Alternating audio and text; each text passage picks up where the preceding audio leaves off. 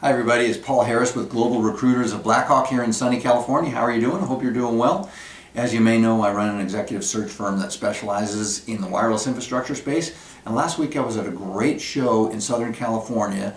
And if you were not there, I want to do my best in the next few minutes to make sure that you felt like you were there. So it was an inaugural event. It was the West Wireless Conference. And basically what it was the state wireless associations for the entire West region were there putting this whole thing on. So there's California Wireless Association, Arizona Wireless Association, Nevada, Colorado, Pacific Northwest, and it was all done in conjunction with Rich Bybee from AGL Magazine. So it was a great meeting. It was 2 days and it was in Disneyland, or whatever, the Grand Californian in Disneyland, Southern California.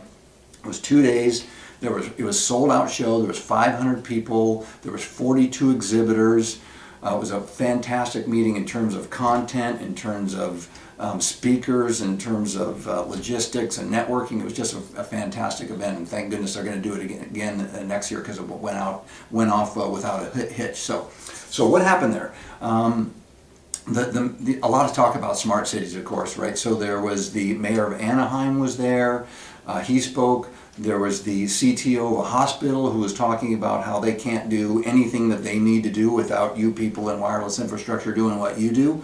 There was the CTO of the San Diego Padres and Petco Park was there talking about what they do to be the leader in digital fan engagement. And it seems like there's like a competition between all these different ballparks in terms of what they're doing to kind of digitize their world. They've got an app for their ballpark.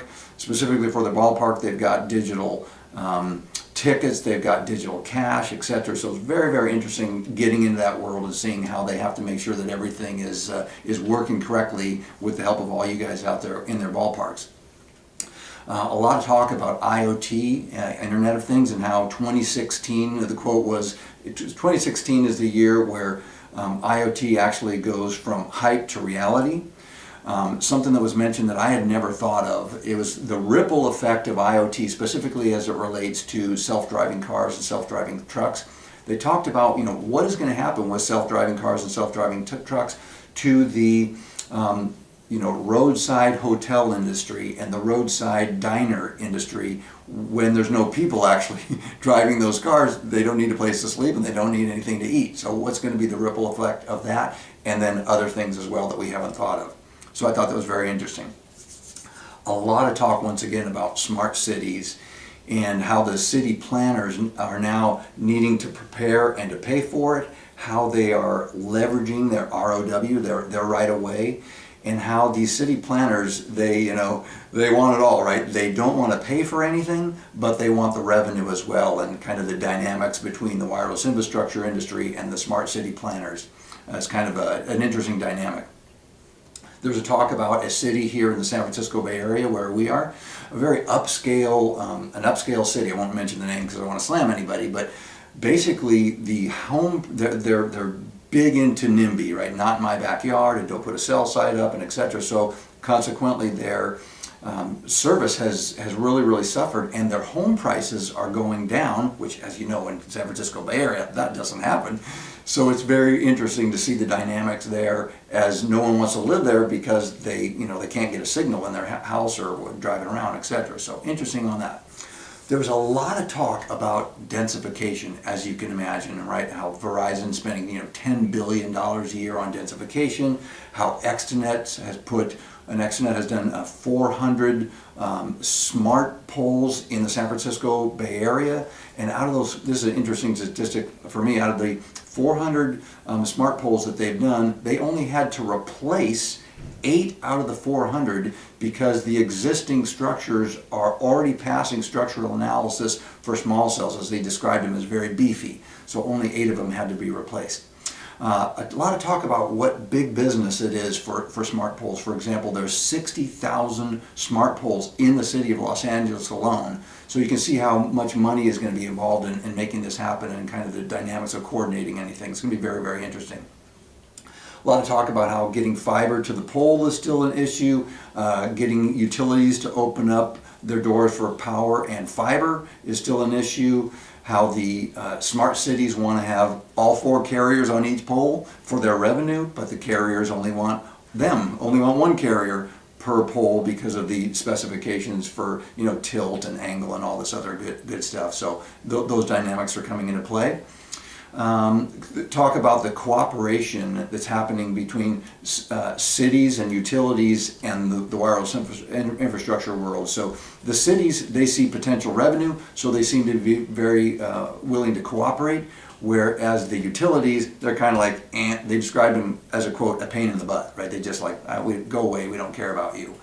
And then talk about how the quote was, a node is a node, right? So a lot of these people are starting to think, you know, what's a macro or it's a small cell? You know, we don't care if we call it a macro or a small cell or whatever. In our world, a node is just a node. So that was very interesting. I did a breakout session that I thought was very, very interesting regarding rooftop installations. The place was packed, standing room only, so a lot of people interested in it. Mike Helgerson from AT&T, John Mitchell from Fortis, and Don Foster from RD Construction were leading it. And what they're saying is what we already know, right? Which is rooftop installations are the most complicated. You've got leaky roof issues, you've got structural issues, you've got maintenance issues.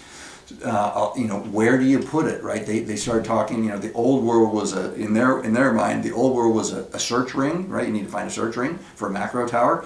Well, they call it now a search dot, right? It's got to go right here and it's got to go right here. So kind of the dynamics of that. They talked about, some tips from these guys that I wrote down, which, start with the construction first, the construction team first, then come in with the line and antenna guys. Here's a big one, right? Hire a roofing contractor recommended by the landlord, okay? So you don't own the roof. So if things go wrong, you can say, hey, look, dear landlord, you gave us the recommendation of this roofing contractor, so go back to him, don't go back to me. Other advice, hire a structural engineer, do your environmental evaluations for asbestos and lead-based paint, so you're not, subjecting your employees to the exposure to that. And then obviously you need to be concentrating on future proofing, which you've heard me talk about that in other speeches like this one. Another breakout session that I went to was Chad Tuttle. I think he's the CEO from B&T Group. So he talked about tower structural analysis versus antenna structural analysis. And as you guys know, 15, 20 years ago or whatever, when these towers were being designed and erected, they were not being designed and erected to handle the kind of weight that they're now handling as things are kind of moving to the top of the tower. So his speech, frankly, a lot of it was way over my head. But if you have issues with that, I would definitely ask you to call or invite you to call Chad Tuttle from B&T Group. Last one, you guys, very interesting, probably the most interesting for me. It's just, these always are for me, and that is the money guys, right? How the money will work, the money thing works in this whole industry. So it was a session called The Economics of Tower Leasing. Once again, all about the money. So it was put on by Pat Tant, or she was a moderator, Pat Tant from Solution 7. It had Clayton Frunk from MVP, Media Venture Partners. It had Mike Belsky from Vertical Bridge, and it had Alan Tantillo from T-Mobile. So the background is, as you know, the carriers are not exactly cash rich right now, right? They spent $45 billion for the AWS-3 auction. The 600 megahertz auction that's going on right now is expected to be between $25 to $80 billion. CapEx lately has kind of been going to the fiber and to small cell versus the macro world. So they're not exactly cash rich. And you've got people on the panel, I'm going to sound like a gossipy schoolgirl here, but it's just very interesting to me, right? You've got people on the panel that, let's say the carrier, right? The carrier's job is to pay as least as money as they can to rent space on the tower. I get that. That's good business. On the other hand, you've got a tower company that's their job to get the most rent they can for people renting on their tower. So you've got these people that are diametrically opposed in terms of what they're trying to get done.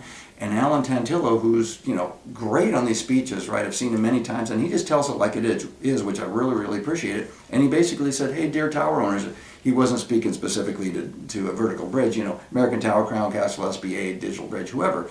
You know, we have other alternatives, and we're going to explore those alternatives because we want to pay less money. And he laid it right out there, and it was just great. And so the comedy was when at the end Pat Tent went around down the line and asked each one the famous question, right? What keeps you up at night? What keeps you up at night, etc. And when she got to Mike Belsky from Digital Bridge and said, "So Mike, what keeps you up at night?" And he said, "Alan Tantillo." So anyways, it was all good fun, and he was just joking, and got a good reaction from the audience. But it's true. I'm sure that both of those parties are keeping each other up at night in terms of what you do to try to kind of maximize your cash flow in this business. So anyways, great event. 2 days. I even got pictures of myself with Mickey Mouse. So it was sent to my granddaughter. So I was a hero there. They're going to do it again next year. Next for me would be DAS and Small Cell Congress, which is May 16th through 18th in Vegas. And then after that would be PCIA in Dallas, May 23rd through 25th. I'm actually going to be sponsoring the golf tournament on Monday, and then been asked to speak on a panel on Wednesday. I'll be going to all the evening festivities, so if you guys are there, please look me up and make sure to say hi. That is it, you guys. I appreciate you spending some time with me. Hope you got a little something out of this, and I will talk to you soon. Thanks so much.